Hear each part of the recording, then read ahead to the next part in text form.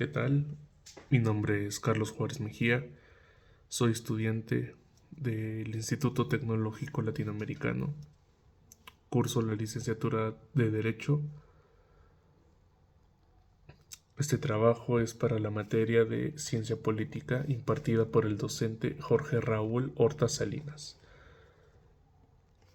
El tema se llama La dinámica del poder. La dinámica del poder comprende 8 temas que los iremos abordando durante todo el video. Y bueno, la explicación de la dinámica del poder se realiza bajo dos aspectos, que es el análisis de la estructura social que permita conocer la distribución del mismo, es objetivo, y la comprensión e interpretación de las redes de poder sobre la organización. Eso llega a ser subjetivo. En el área subjetiva podemos identificar la jerarquización del poder y sus fuentes. Por lo tanto, los conceptos más importantes que estaremos viendo son poder, autoridad, dominio, hegemonía, ideología, clase social, conflicto y movimiento social. Cuando hablamos de las fuentes de poder nos remitimos a dos vertientes de legitimación.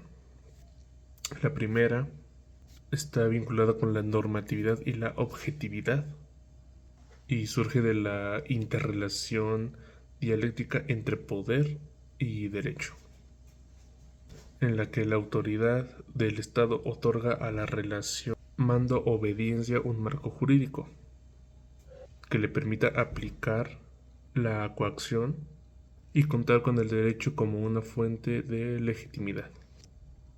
La segunda fuente de poder proviene de la propia dinámica entre el poder y el consentimiento del gobernado bajo aspectos subjetivos, con fin del Estado. Esto fue una pequeña introducción de lo que vamos a estar viendo a lo largo de todo el video. Y ahora sí empezamos con el primer tema, que es el poder. El poder. ¿Qué es el poder en sí? Es designar la capacidad o posibilidad de obrar, producir efectos, y puede ser referido tanto a individuos o grupos humanos como bien objetos o fenómenos de la naturaleza. En el diccionario de la lengua española ubicamos 4 sentidos de esta palabra, los cuales son como dominio, imperio, facultad y jurisdicción que tiene uno para mandar o ejecutar alguna cosa. 2 como fuerza de Estado, en especial la milicia. 3 como fuerza, poderío, posibilidad. Y 4 como suprema potestad rectora y coactiva del Estado. Tomando en cuenta estos 4 sentidos de la palabra, podemos decir entonces que poder es fuerza e idea, y pues como tal responde a 3 aspectos sociales básicos. ¿Cuáles son? Jurídico, psicosociológico e histórico. Para Aristóteles, el poder se definía como una dirección sobre personas y no sobre cosas o animales. Sin embargo, más tarde llegaría un hombre llamado Thomas Hobbes, quien definía el poder como los medios presentes para obtener algún bien futuro. Y también llegaba otro personaje que es Max Weber, y él lo definía como la posibilidad de imponer la propia voluntad dentro de una relación social, aún en contra de la resistencia y cualquiera que sea el fundamento de esa por probabilidad. Entonces, el poder político es una consecuencia lógica de ejercicio de funciones de personas que ocupan un cargo representativo dentro de el gobierno de un país. Es legítimo cuando es elegido conforme a las leyes del mismo país, y regularmente es otorgado por el voto. Un ejemplo muy sencillo es las elecciones del presidente de la República. En nuestro caso, en México, cada 6 años se hacen las elecciones, y pues se le otorga el poder político, ¿sí? A cierta persona para que tenga cargos sobre todos nosotros y sobre todo en el país. Aristóteles estableció tres formas de poder, que fueron el paternal, el despótico y el político.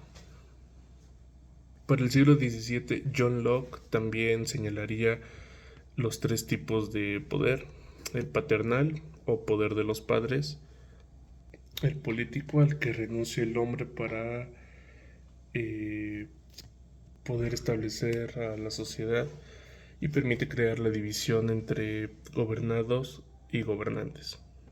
Y finalmente el despótico, que sustenta en la arbitrariedad y absolutismo, un poder que no es natural y que no sustenta ningún pacto de sociabilidad. Para Weber, él define el poder político como aquel que sustenta las bases legítimas de la autoridad, a diferencia del poder económico, que se orienta a la posesión de bienes, y al ideológico, que se apoya en la influencia por ideas o por medios de persuasión. Y asimismo Weber indica que existen tres tipos puros de poder, que es el legal, que se fundamenta en ordenamiento jurídico; el tradicional, que se origina a base de ideas, supersticiones; y el poder carismático, que es el poder que lo sustenta un líder o un guía bajo el consentimiento y confianza y apoyo a un dirigente. Por lo tanto, la concepción de poder político se acerca a cuatro formas conjugadas entre sí, que serían poderío, mando, influencia y autoridad. Y ahora pasamos a las teorías del poder. La primera, la racional, que considera el poder como una tarea de acumular o asignar conductas concretas y orientadas hacia otros. La sustantiva, que pone en énfasis la capacidad para producir un resultado. La mayoría de los análisis del poder del siglo XX fueron retomadas básicamente por aportaciones del gran filósofo Friedrich Nietzsche, o Federico Nietzsche, también así le decimos aquí. Por otra parte, las escuelas sociológicas o políticas desarrollan sus estudios en la necesidad de definir la naturaleza permisiva o constructiva del poder. En esas corrientes destaca la teoría de elección racional, y esta dice que el hombre es libre de elegir entre una gama de posibles elecciones y acciones que le permiten relacionarse con el poder político. Seguimos con la teoría marxista, que dice que el poder económico otorga la preeminencia sobre el poder político y sustenta que el poder se busca para garantizar mayores beneficios capitalistas. Seguimos con la teoría elitista, que la hipótesis central de esta es de que en toda sociedad existe una minoría que gobierna y una mayoría que es gobernada. Y efectivamente el poder político se encuentra concentrado en una élite dirigente que mantiene integrados a sus filas nuevos personajes. Toda esta situación conlleva claramente a considerar a la estratificación social y a la existencia de conflictos entre las clases sociales, obviamente entre los ricos y los pobres. Para la teoría clasicista o marxista, dice que el poder está determinado por la relación de los grupos con el medio de producción, que a diferencia de la teoría elitista, pues esta se enfoca en estudiar el aspecto dinámico del conflicto creado por las fuerzas productivas e identifica el poder político como una consecuencia del poder económico. Seguimos con la teoría pluralista, y es básicamente basada en la tesis del señor Robert A. Dahl, y sostiene que pues la idea de que no existe un solo centro de poder en la sociedad, sino varios, y por lo tanto el grupo que gobierna está sujeto a una variada gama de interés de los grupos dominados y dominantes. Pasamos ahora sí a la autoridad. Y pues la autoridad es la responsabilidad que se le delega a aquellos que tienen una representación, un cargo conferido por el pueblo. Es el poder ejercido por una persona legitimada por una institución o ración social, conforme a unas funciones que claramente les serán reconocidas. La autoridad legítima parte de la premisa de una obligatoriedad, de la obediencia incondicional, reconocimiento social y moral de poder proyectar obediencia no solo basada en la fuente de legitimidad, sino también en la capacidad del castigo o coerción en bien de la comunidad gobernada. Y aquí entra otra vez el señor Max Weber, que distingue tres formas de autoridad legítima, que es la racional y es fundamentada en la norma positiva o derecho, la tradicional, que le otorga la costumbre, creencia y a los valores sociales, y por último la carismática, que se sustenta en la sumisión y en la obediencia. Para este señor Max Weber, la autoridad legítima se caracteriza por 5 puntos, que son una organización continua de funciones oficiales sujetas a reglas. 2. División del trabajo y especialización. 3. Ordenamiento jerárquico de puestos en base a una supervisión y control. 4. La existencia de normas, de reglas y normas técnicas. Y el requerimiento de entrenamiento especializado para quienes ocupan ese puesto. Y 5. La gestión administrativa.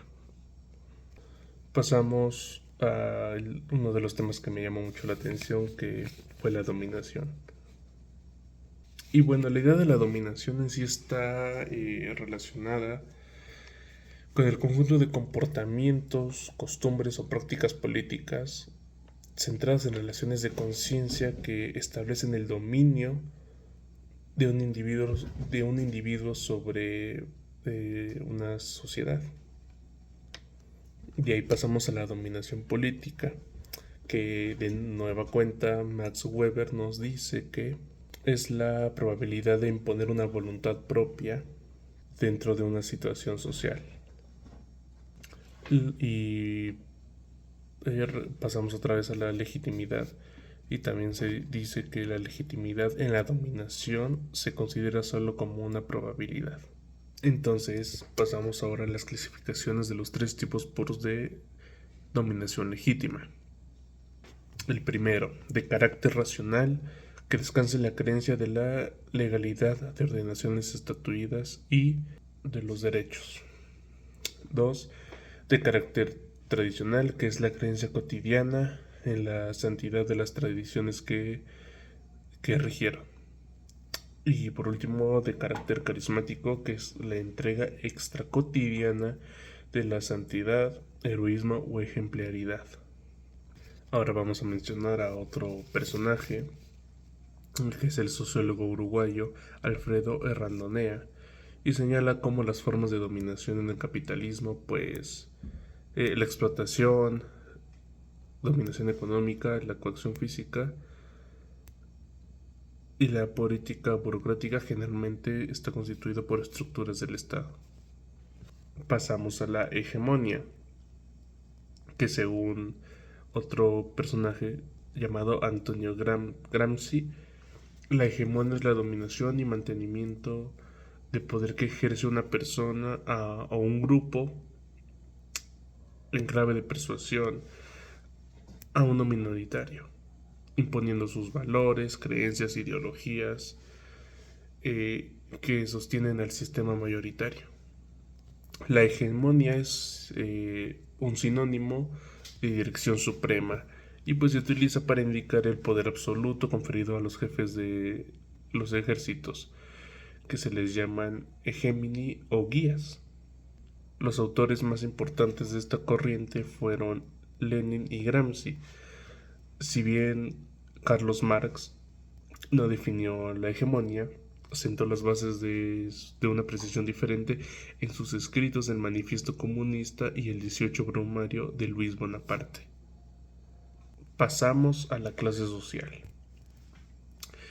Y pues hacer referencia a una clase social pues es entrar al estudio de una forma de estratificación en la cual un grupo de individuos comparte una característica en común y pues los vincula socioeconómicamente por una función productiva, poder económico también, o por posiciones dentro de una burocracia. La adscripción a una clase social es basada principalmente sobre los criterios económicos.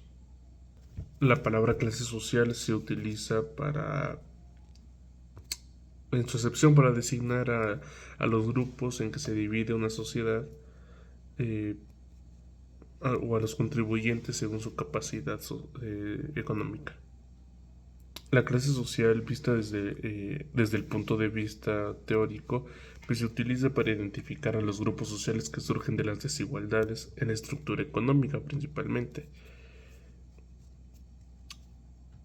La clase social, la clasificación de las clases sociales más utilizada es la que generaliza la sociedad y pues se divide en tres partes, que es la clase baja, la clase media y la clase alta, que vendrían siendo la clase alta, burguesía y nobleza; clase media, los funcionarios de Estado e intelectuales; y la clase baja, el proletariado.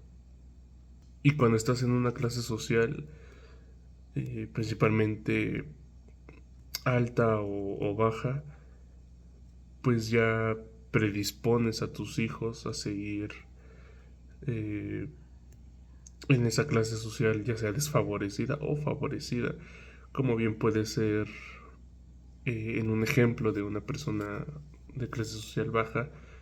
Al momento de tener tus hijos, pues ya están predispuestos a seguir, se podría decir, con la cadena de seguir siendo pobres.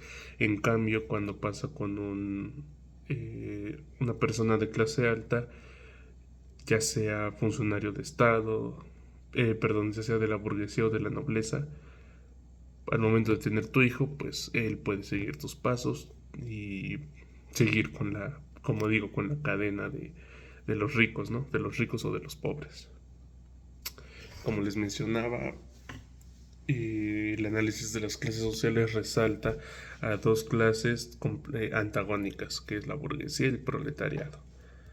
Y pues el principal exponente de esta tesis fue Carlos Marx, de nueva cuenta, quien sustenta que esta oposición de las clases se basa en la organización económica y la explotación de la clase propietaria de los medios de producción. Para Marx y Federico Engels, una clase social es formada solo cuando los individuos están empeñados por una lucha común contra otra clase. En la teoría del marxismo podemos encontrar que dice que si es posible una sociedad sin clases sociales, solo que en este modo de producción comunista científico tiene como característica principalmente la no existencia también del Estado y la desaparición de la propiedad privada. Y pues en un intento más para tratar de definir clase social, lo encontramos con Max Weber, de nueva cuenta, quien en el siglo XX utilizó la palabra clase social para señalar a todos los que están colocados en la misma situación de mercado, es decir, que tienen las mismas posibilidades de acceso a bienes limitados disponibles en el mercado. Pasamos al estrato social. Y el estrato social está constituido por un grupo de personas agregados sociales que comparten un sitio o un lugar similar dentro de la jerarquización o escala social, donde están vinculados de manera similar con creencias, valores, actitudes, estilos de vida, etc. Y esta palabra es utilizado a veces como sinónimo de clase social. Y pues sí, son palabras muy similares, pero la palabra clave para ver sus diferencias es la del individuo. ya que cuando hablamos de una clase social nos referimos a un grupo y en estrato social al acto social como individuo, como uno solo. Otra diferencia es que otra característica, perdón, es que a diferencia de la clase social, el término estrato social hace referencia a la distribución de individuos o grupos en estratos superiores e inferiores, que pues obviamente forman una jerarquía basados en el prestigio, dinero y poder. Por lo que podremos decir que el estrato está integrado por individuos que tienen oportunidades similares entre sí. Y entonces pasamos a los factores que determinan el estrato social, y que son la riqueza, la ocupación, educación, el poder que sustenta, la actitud o cualidades excepcionales, que serían las habilidades, y la clase social, estamento o partido político. De ahí pasamos a la élite política. Y pues la élite básicamente es un grupo minoritario dentro de una sociedad que tiene un estatus superior al resto de los demás integrantes. Eh, la élite también es, en otras palabras, el grupo de personas con más poder dentro de la sociedad, de una sociedad. En este tema hay tres autores que sus estudios se consolidan con todas las aportaciones de estos, que son Gaetano Mosca, Wilfredo Pareto y Robert Michaels. Y Mosca explica que en todas las sociedades siempre hay dos clases, la que gobierna y la que es gobernada, siendo la primera la minoría. Michael señala la élite como una estructura histórica y empírica que, pues ya que todo grupo social se caracteriza por el hecho de estar dominado por un pequeño grupo social dominante o clase gobernante. Nos vamos a la ideología. ¿Pero qué es la ideología? De acuerdo al diccionario Larousse, es como el conjunto de ideas relacionadas entre sí, sustentadas en ciertos principios fundamentales que caracterizan a una persona, grupo, época o movimiento. Las dos corrientes ideológicas más importantes son la liberal, que apoya al justnaturalismo y en los derechos del hombre. El liberalismo sustenta la organización sociopolítica en las ideas de individualismo, razón humana, igualdad, libertad y fortalecimiento de la libre empresa. Y pues en la actualidad el liberalismo es la ideología con mayor aceptación a nivel mundial. ¿Y qué viene siendo el liberalismo? Pues es un sistema filosófico, económico y político que promueve las libertades civiles y el máximo límite al poder coactivo de los gobiernos sobre las personas. Y pues también se opone a cualquier forma de despotismo. Es la corriente en la que se fundamenta la democracia representativa y división de poderes. Aboga principalmente por lo siguiente: el desarrollo de las libertades individuales y el progreso de la sociedad. Y dos, el establecimiento de un Estado de derecho donde las personas sean iguales ante la ley sin privilegios y distinciones. Seguimos con la otra ideología, que es la marxista o comunista. Y pues para esta corriente la ideología forma parte de una superestructura junto con el sistema político, religión, arte y el campo jurídico. Para Engels la ideología es un proceso realizado conscientemente por el así llamado pensador, que sería el individuo, ¿no? Y pues considera la sociedad capitalista se divide en dos clases sociales: la clase trabajadora, que también llamada proletariada, y la burguesía. El marxismo concibe al comunismo como una forma social en la que la división de clases desaparece. Vamos al conflicto social. Y pues como con los otros temas, vamos a ver qué es el conflicto social primero, ¿no? Y pues se define como un proceso que se inicia cuando una parte percibe que la otra ha ha afectado de manera negativa o que está a punto de afectar de manera negativa a alguno de sus intereses. Y los primeros trabajos del conflicto social se llevaron a cabo en 1954 en Estados Unidos por el investigador Lewin Coser. En la actualidad se consideran que los conflictos no son ni buenos ni malos, sino que son sus efectos o consecuencias son los que determinan el impacto social.